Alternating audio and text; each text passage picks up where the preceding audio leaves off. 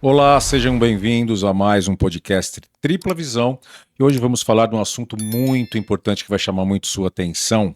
Como descomplicar o narcisismo? Porque está muito na moda, né? Ah, é narcísico, isso é uma coisa narcísica, ele é muito narcisista.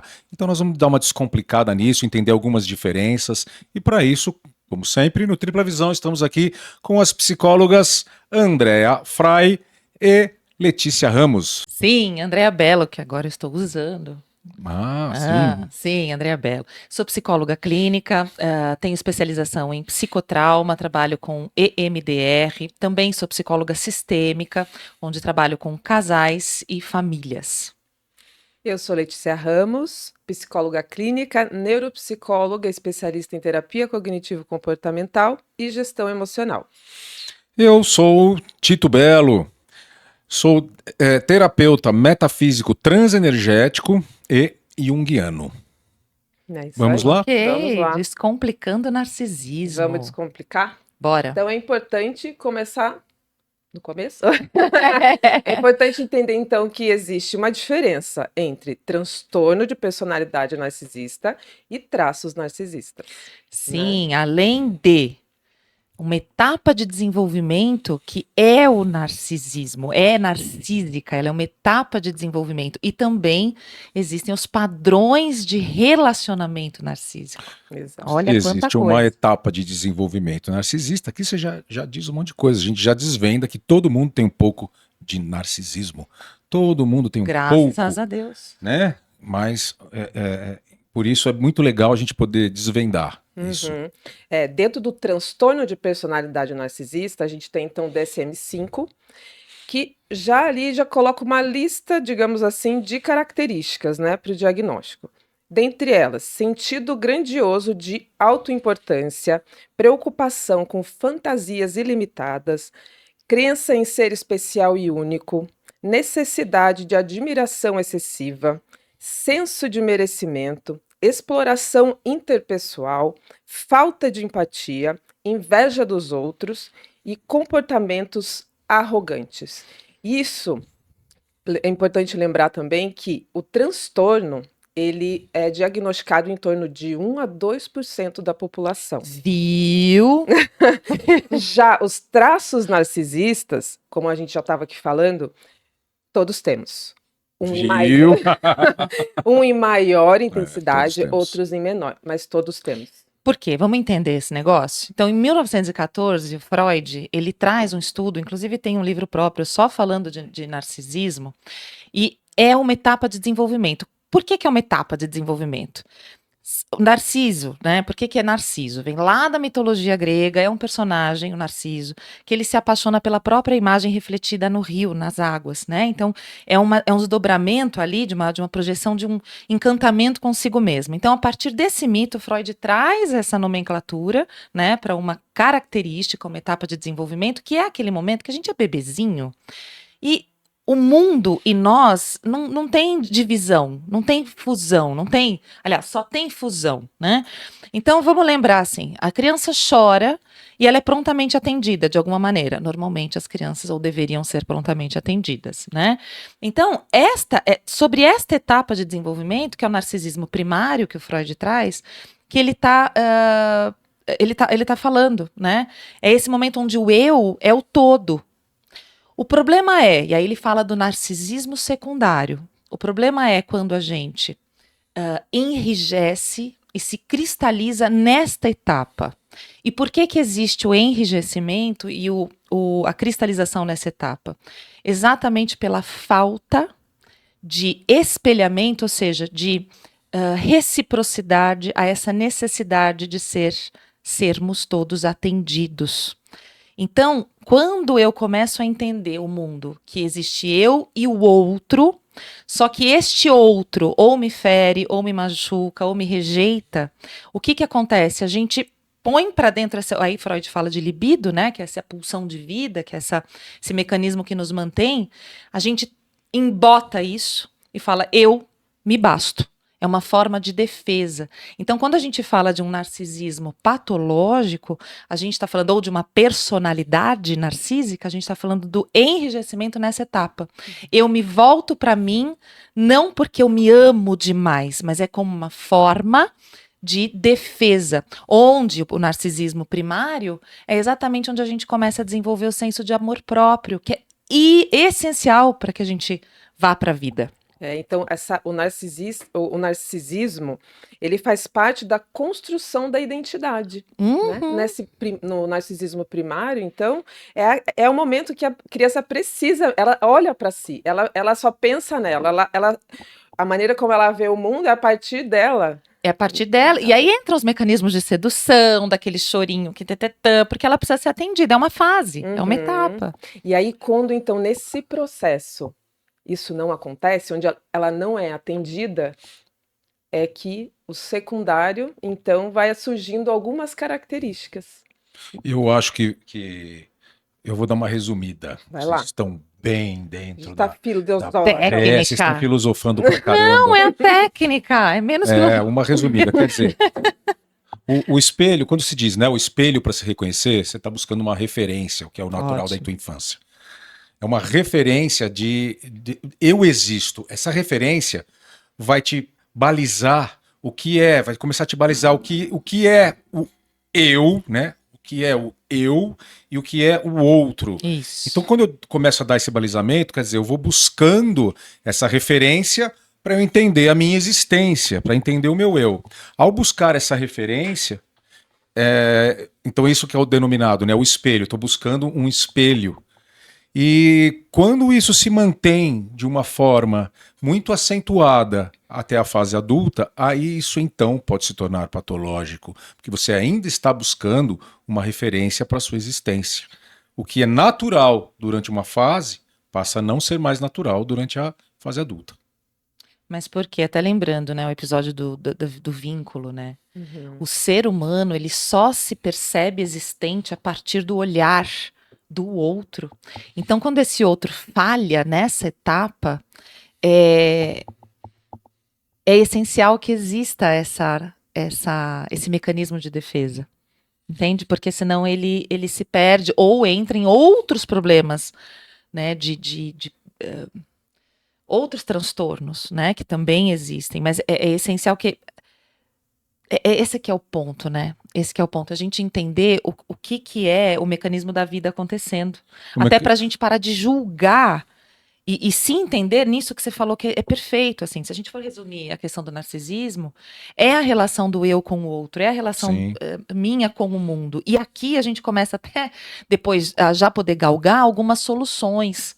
Né, quando a gente se encontra, se depara com pessoas dessa forma, enfim, aí a gente vai falar mas a questão disso. Você tocou num ponto legal que é sempre bom lembrar, a coisa nunca é sozinha. O ser humano é mega complexo. Você não é apenas eu sou narcisista. Ele é narcisista. Não, isso Todos não existe. somos. Todos temos um certo grau e muitas outras coisas misturadas a isso, outras patologias ou outros acentuações de comportamentos que podem trazer confusões em relação a isso. Então, o narcísico... Porque quando a gente está estudando uma coisa, ou falando sobre uma coisa, a gente monta um molde de uma pessoa, de um ser, vamos dizer, o ideal para exemplificar aquilo, mas isso vem misturado com um monte de outra coisa. Não, e aí me lembrei agora aquela música Narciso acha feio que não é espelho. E aí a maioria das pessoas pensa assim, a pessoa narcísica é aquela que é muito vaidosa. Só que vai muito além disso. Nossa, não tem nada a ver com a vaidade. E não tem nada a ver. Só tem a ver Mas com a muito vaidade. confundido também. Só tem a ver com a vaidade quando a gente fala de vaidade. Até escrevi um artigo sobre isso. Quando a gente fala da vaidade no significado essencial que é vaidade é vazio. E aí, se a gente pensa nesse sentido, é vaidoso por quê? Porque é vazio. Né? Até filosofando, você vai gostar agora. Ó, tinha preparado uma coisa aqui pra gente, né? Esse narcisismo secundário, que é o mais doentio, né? É quando o amor que deveria circular entre eu e o outro volta para o próprio eu. Não como amor, mas como defesa. É o início de uma ferida. O medo de depender, de se vincular e de ser visto de verdade. Porque a referência é eu não mereço, eu sou rejeitado, eu sou abandonado em função dessa ferida inicial. Tudo cai no ser visto, né? É. Então eu Poxa. não fui visto. É. Eu quero ser visto. E eu me mantenho, eu mantenho esse buraco do precisar ser visto. Exato. E claro que isso é muito fácil de se confundir com vaidade, não que não exista. Né? Ele não tem nada a ver com o centro da vaidade, não tem mesmo. Mas não que não exista vaidade nisso. Perfeito. Um pouco de vaidade nisso. Mas o centro da vaidade é outro, né? Não apenas ser visto. O narcisismo do eu é um pedido de reconhecimento. Né? Perfeito. É uma tentativa de tapar um buraco emocional. Uhum, Né? uhum. Com admiração, idealização, o olhar. Ele quer o olhar que ele não teve. Porque isso garante a ele uma... É quase como uma subsistência mesmo, é um alimento, é o que põe ele plantado mais na vida, porque do contrário, ele se perde. Ele se perde. É o grande pedido de referência, como você falou, usando a sua palavra, Isso, né? é um pedido de referência. E o que eu acho que gera um pouco de incômodo é a tentativa constante de querer provar o merecimento. Porque uma coisa assim, eu quero ser visto, mas eu fico na minha. Tem uma coisa que é assim, eu posso querer ser visto, mas eu fico na minha, mas não. Quando a coisa se torna patológica e incômoda, por que incômoda? Isso começa a prejudicar os relacionamentos, obviamente. A necessidade de provar que eu mereço ser visto.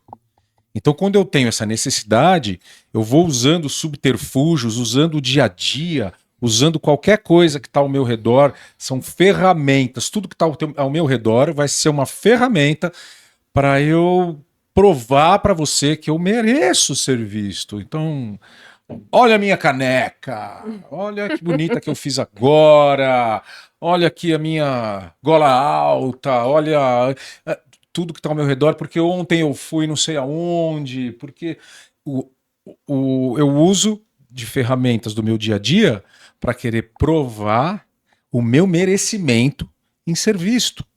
E isso se torna uma patologia que começa a respingar nos seus relacionamentos. É a expressão da patologia, eu diria, tá? Que inclusive o que a gente, quando fala de transtorno de personalidade narcísico, essa é uma das expressões. Então, é o sedutor, é o que se mostra forte, é o que se mostra muito confiante. E, na verdade, né, quando você fala assim, olha a minha caneca, né? É, de novo, a tentativa de compensação dessa dor. E aí, quando a gente fala também, de novo, de transtorno de personalidade narcísica, a gente tem a outra expressão, que é o vulnerável.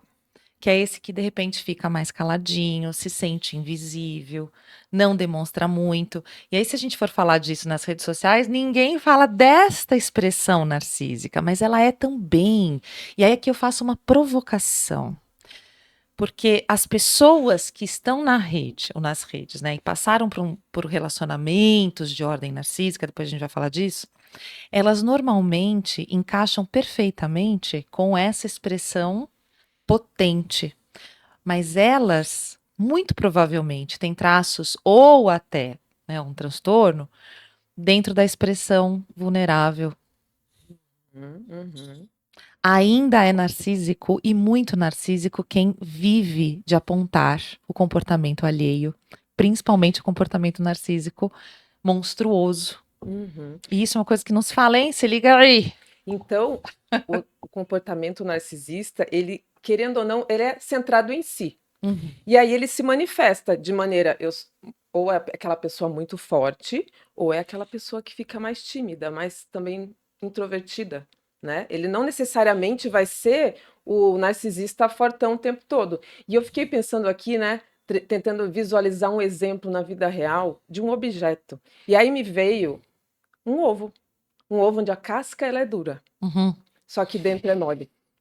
Se aquela casca quebra, aquilo transborda, tudo mole, sem forma, assim. E esse mole poderia ser, então, essa parte emocional, essa ferida emocional que não foi resolvida. E que é infantil. infantil. Todo comportamento narcísico, ele é infantil. No fundo, existe esse medo do abandono, né? O medo do abandono faz com que, veja bem, o medo do abandono faz com que o narcísico, ele não queira, na verdade, se relacionar. Na verdade, ele quer ser admirado. Ele prefere a admiração do que a relação. Mas isso é confuso na cabeça dele. Isso é confuso na cabeça dele, porque ele imagina que a relação, o caminho na relação é esse. A minha relação se estabelece assim, você me admirando. Para mim, isso é uma relação. Porque se isso for diferente, eu corro o risco de ser abandonado, eu corro o risco do abandono. E é aquela sensação, então, da infância de ter sido abandonado, muitas vezes. Na verdade, é só uma reprodução. É como se a gente, vamos pegar lá a fase de desenvolvimento, é como se o disco tivesse riscado nesse ponto, então toda vez que ele roda, vai pular a agulha naquele momento. Então toda vez que ele se relaciona, ele vai experimentar de bate-pronto, claro, de uma forma não consciente, mas ele vai experimentar a rejeição. É como se ele já fosse rejeitado. É como se ele já fosse abandonado. Não é que ele tenha o medo do abandono. Ele já é rejeitado, ele já é abandonado, ele já é, super criticado ou exigido. E aí a resposta dele vem na compensação. Então, o que Ele que é a já é, compensação? ele já se sente, mas isso não exclui o medo. Eu não concordo que você acha que ele não tem medo do abandono. Tem medo sim. Não exclui o medo, ele já se sente. E aí a gente cai naquela. Ele vive Aí a no gente medo, cai na né? metafísica. O medo de algo, é o que eu adoro. O medo de algo faz você estar no algo. Medo, se eu já tenho medo de alguma coisa, é porque eu já estou nessa coisa. Ele cai dentro disso, ele já está nisso. Ele vive esse medo. Vamos dizer, esse medo é o que permeia, ele faz base dessa rota narcísica. É uma base dessa Sabe rota. Esse medo existe. Sabe por que eu falo que o medo? Claro que o medo primário, eu diria. Porque o medo que você está trazendo, ele já é um medo com uma cognição pronta. Sim, é pronto. E o narcisismo, ele é pré-cognição. Ele é pré-cognição. Por isso que não tem cura. Por isso que é estrutural. Ele é estrutural. É como se assim, riscou o disco, acabou. Não tem mais como passar vinil em cima. Você compreender. Você pode ajustar leituras de mundo, crenças relacionadas, ajustar comportamentos, mas é estrutura. E por isso que não tem cura. Quando se fala de transtorno de personalidade narcísica. E lembrando, a Letícia trouxe os dados, 1 a 2% da população. Agora, o restante todo, onde a gente tem traços egóicos, né, muito acentuados, onde a gente aprendeu a se relacionar a partir, né, dessa idealização, onde a gente preenche os nossos buracos emocionais a partir do olhar do outro, tudo isso faz parte da nossa forma de ser. Mas às vezes a gente finca o pé mais numa forma ou em outra, ou num relacionamento mais de um jeito, com outra pessoa mais de outro. Aqui sim a gente tem ajuste. Agora, quando se fala de estrutura, não. Por isso que eu discordo um pouquinho desse medo da forma como você traz. Você está falando já da forma patológica dos 2% da população. Estou falando da estrutura, falando de transtorno de personalidade Sim, narcísica. ok. Né? Acaba, então, que essa característica, né, ela é como se fosse uma autoproteção. Ela é uma autoproteção. É uma autoproteção, e toda vez que essa pessoa se percebe, então, perdendo esse controle de se conseguir se proteger, ela acaba ativando. Então, se a gente for pensar em relacionamentos, né, é mais fácil até de entender como é essa dinâmica. Porque relacionamento, de novo, estão em todos os lugares, pode ser com amizade, pode ser em casal, entre Com família, com os filhos, filhos, família, ele está em todos os Uhum. lugares, né? Então, quando a pessoa começa a se perceber assim, fora desse controle, é que aí ela vai tentar se proteger. Então, o que acontece? O narcisista, ele pode ser muito sedutor. Vem aqui que eu, né? Que eu Normalmente te ofereço, Normalmente que eu te ofereço o muito mundo. Uhum. E aí, quando ele percebe que ele teve essa conquista, ele começa a fazer um jogo, então, Isso. né? Um jogo. Porque funciona. Funciona. Porque aí a outra pessoa já está tão acostumada também com aquela pessoa sedutora que traz o que ela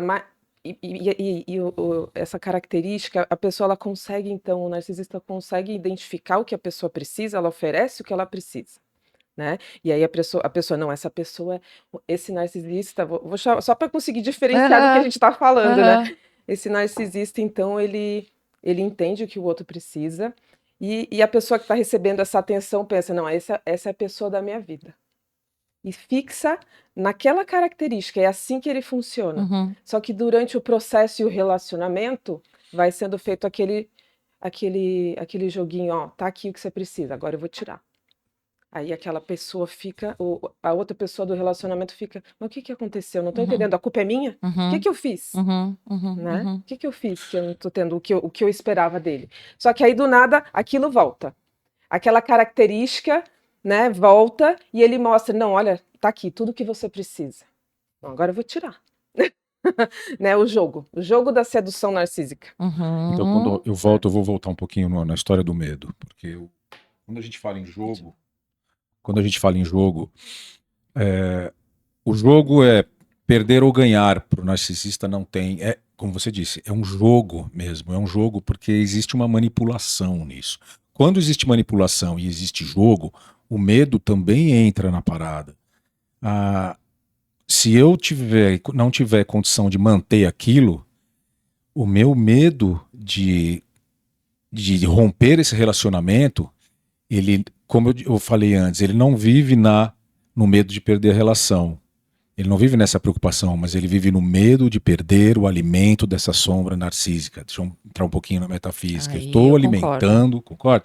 Eu estou alimentando uma persona, eu estou alimentando aqui o que eu chamo de sombra. Essa sombra ela vai se tornando cada vez mais forte, ela vai tomando o meu lugar, o lugar daquele meu eu equilibrado. Essa sombra ela passa a ser mais forte enquanto o jogo vai funcionando. Ao se tornar forte, essa sombra precisa cada vez mais de alimento, ela vai se tornando cada vez maior. O medo de perder esse alimento é tanto que faz com que a gente entre completamente na necessidade de ser visto, admirado, porque eu não posso perder esse alimento. O meu alimento diz respeito à minha existência. Por que o medo é tanto? Porque se eu perder esse espelho, vocês estão entendendo que é o espelho agora? Perdendo esse espelho, eu vou deixar de existir. Então é só para completar assim, como que o medo está presente nisso? Então a gente vai para fragilidade, porque o narciso é sempre muito atacado, mas na verdade, claro, é aquele frágil ovo, né? É o ovo mole por dentro.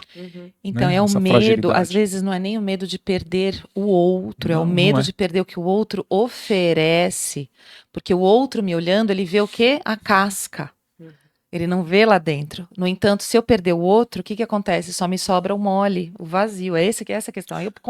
Aí eu concordo perfeitamente, e junta com o que a Letícia falou, que são os mecanismos de sedução, né, narcísica, que é exatamente isso. Então, vamos pensar na criancinha, nenezinho lá. Ele precisa dar aquele chorinho para conseguir comer, porque sem comer ele não sobrevive. Pensando na referência emocional sobre isso, né? Então eu vou entender que aquele chorinho lá que eu fizer, deixa minha mãe tão... ela vai me atender. Então é isso, a gente trazendo para a relação adulta, é isso. Eu entendi que se eu fizer, eu tenho você aqui na minha mão. E eu entendi também que se eu parar de dar isso para você, você vai ficar mais ainda na minha mão. A história é essa, o quanto que eu preciso de você e quanto eu uso do que você precisa para que eu te tenha sempre por perto. O jogo começa cedo. E aí tem aquela coisa, então, que a gente que trouxe ali da falta de empatia, né? A palavra mais conhecida, assim, que é isso. Não sente nenhum tipo de conexão com o desconforto, com a dor do outro. Não existe quase. Não existe. A conexão ela tem que vir, uma conexão, qualquer que seja ela, né? Falando um pouco da parte energética, ela é feita por aí.